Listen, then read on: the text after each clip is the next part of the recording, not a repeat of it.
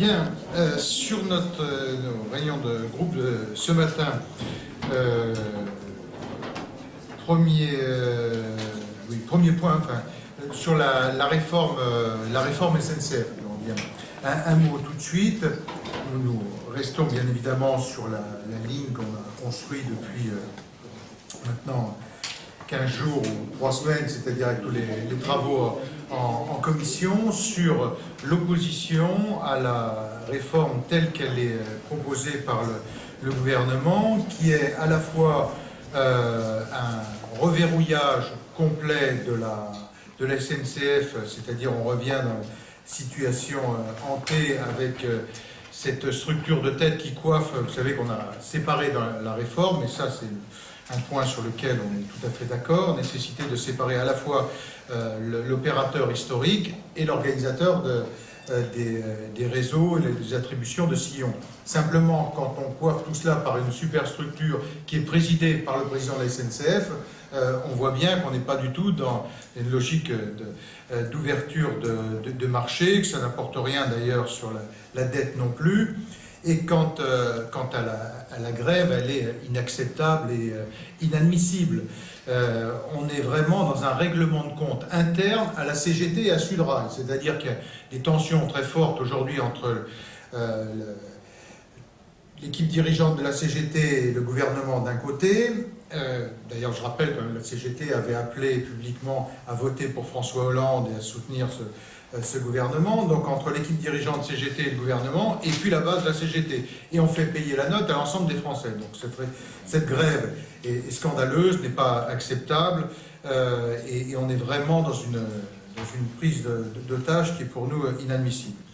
Alors, sur la position du groupe, on est sur une position d'opposition, avec un certain nombre de nos collègues qui sont plutôt pour de l'abstention, mais ce qu'on a décidé ce matin, c'est d'attendre la fin des débats, parce que on l'a vu sur d'autres textes, on peut avoir des amendements gouvernementaux, on peut avoir un certain nombre d'amendements qui sortent au dernier moment et qui fassent que ça puisse faire varier la position. Mais nous sommes sur une logique d'opposition à cette réforme telle qu'elle est présentée aujourd'hui. Par ailleurs, sur la durée des débats, pour nous, il est hors de question, parce qu'on a bien compris la technique des grévistes, c'est de vouloir vraisemblablement reconduire la grève tout au long des débats, donc on ne fera pas durer les débats.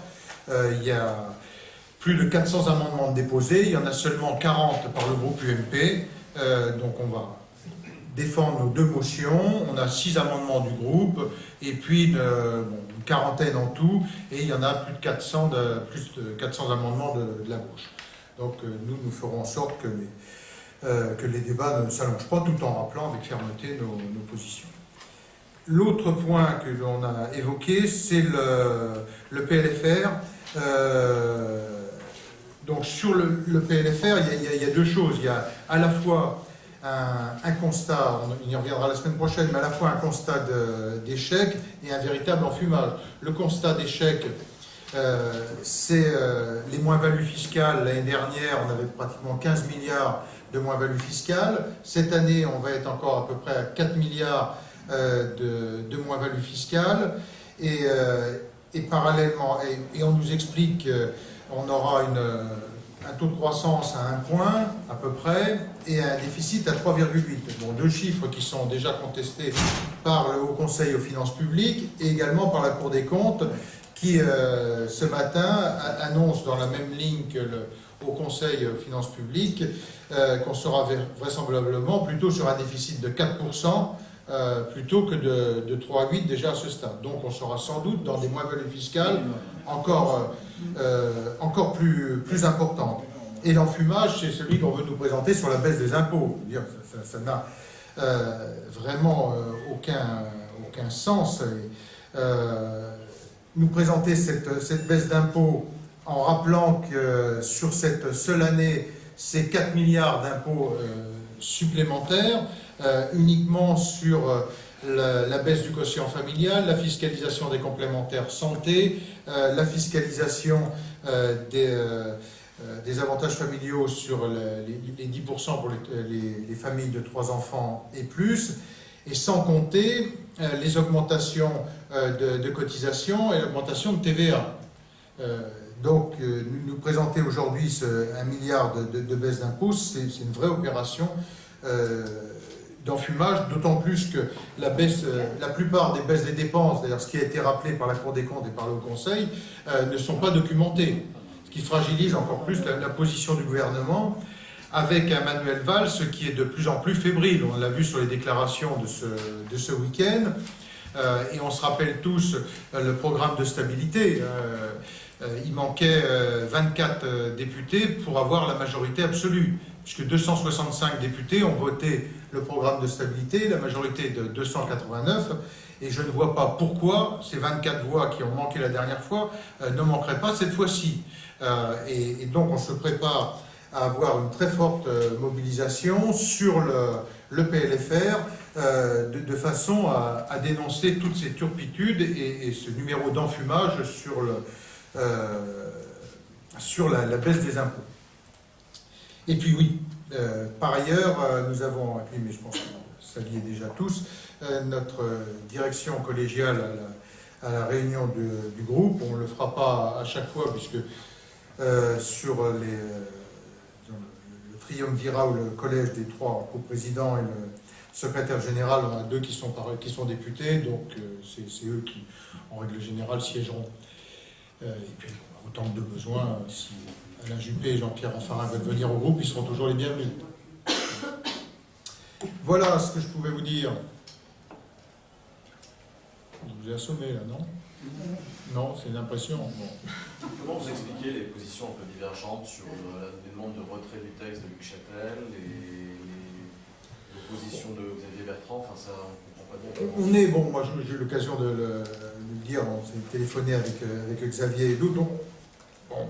On est sur la même ligne sur le fond, c'est-à-dire que cette réforme en matière d'ouverture de marché, et ça a été rappelé ce matin, n'apporte rien, et d'ailleurs Xavier Bertrand l'a déclaré dans la presse hier, de la même façon que ça n'apporte rien sur la réduction de la dette. En revanche, on ne veut en aucun cas donner prétexte à continuer une grève qui n'a pas de sens, qui est incomprise, qui prend en otage les Français et qui pour nous est inacceptable. Et c'est la raison pour laquelle on ne sera pas dans une logique d'obstruction, comme on peut l'être parfois, de faire beaucoup d'amendements pour pouvoir défendre au maximum nos positions. On les défendra sur l'émotion, on ne dépose que 40 amendements. Et encore une fois, le débat sera à gauche. Et le sujet aujourd'hui, c'est un règlement de compte interne, enfin le sujet de la grève, c'est un règlement de compte interne à la CGT et à Sudrail. Donc on n'a pas à se mêler de ça, si ce n'est qu'à le dénoncer et à dire que c'est un véritable scandale de prendre les Français en otage pour ce règlement de compte de politique intérieure de syndicats. Tu veux dire que la déclaration de Luc Châtel était une erreur, de demander le retrait? Non, mais après chacun il va avec ses arguments. On est contre ce projet. Donc après on peut effectivement... Non, Thierry le votera, il l'a dit, mais ça fait un mois peut-être que Thierry l'a dit, et je pense que Nathalie Kosciusko-Morizet le votera également, donc bien évidemment, mais on sera sur la position du groupe, comme bon, à chaque fois, c'est-à-dire 90 à 95% du groupe qui seront sur la même ligne. Voilà. Sur la dette, qu'est-ce que vous préconisez? Parce que vous dites que la solution n'est pas la bonne, mais qu'est-ce que vous préconisez? Sur la dette, moi je pense qu'il fallait continuer sur la ligne sur laquelle on avait commencé avec la séparation à la fois de l'opérateur et en même temps de l'organisateur de réseau. Donc basculer toute la partie SNCF Infra, qui est aujourd'hui toujours à la SNCF, puisque en gros, prenez pas les chiffres parce que je ne les ai pas en tête, mais on est à peu près sur 2000 agents à RFF, et la DCF plus SNCF Infra, qui sont 2 filiales à l'intérieur de la SNCF, c'est à peu près 40 000 agents dont on bascule sur les organisateurs de réseau. Donc là, on a effectivement, je pense, un peu de marge et à retrouver pour diminuer un certain nombre de doublons ou de meilleure organisation des choses. Mais le reproche qu'on fait, c'est de dire qu'à partir du moment où on le coiffe par une épique de tête, en fait, on reconstitue la SNCF d'antan avec un système de verrouillage complet, et ce qui ne poussera absolument pas aux réformes, puisque c'est un système qui vise à bloquer la concurrence. Le piège pour le gouvernement, c'est d'avoir tout cédé à la CGT dans leur réforme, et en même temps d'être débordé par un débat interne de la CGT avec la grève. Puisque cette opération d'épique de tête pour dire que rien ne change, c'était la position de la CGT au départ. Et donc le gouvernement, et ce qui provoque l'agacement, je comprends de Valls, c'est qu'il a tout lâché la CGT, et se dit après leur avoir tout lâché, pour des raisons de conflit interne, on se paye une grève. Je n'arrive pas à comprendre en quoi ça empêche la libre concurrence. C'est-à-dire que quand vous avez l'attributaire de réseau qui est coiffé par le premier opérateur, c'est comme si vous dites bon, vous avez l'opérateur qui est ici, l'attributeur de réseau qui est là, et une structure de base qui est au-dessus qui coiffe les deux, mais qui est présidée par l'opérateur principal. Donc on peut émettre des doutes sur l'ouverture du marché et de l'accès facilité pour la concurrence. Voilà. Le fait qu'en commission, Et c'est là-dessus qu'on argumente depuis le début. Nous, on a toujours été sur la même ligne. Hein. ils ont renforcé les pouvoirs de l'autorité, la RAF, en commission, Oui. un avis conforme et tout ça, ça vous... Ça, c'est plutôt une bonne chose. Oui. Tout à fait. Ça, c'était les amendements qui étaient proposés par Pierre, président de la RAF, j'oublie son nom, par Pierre Cardot.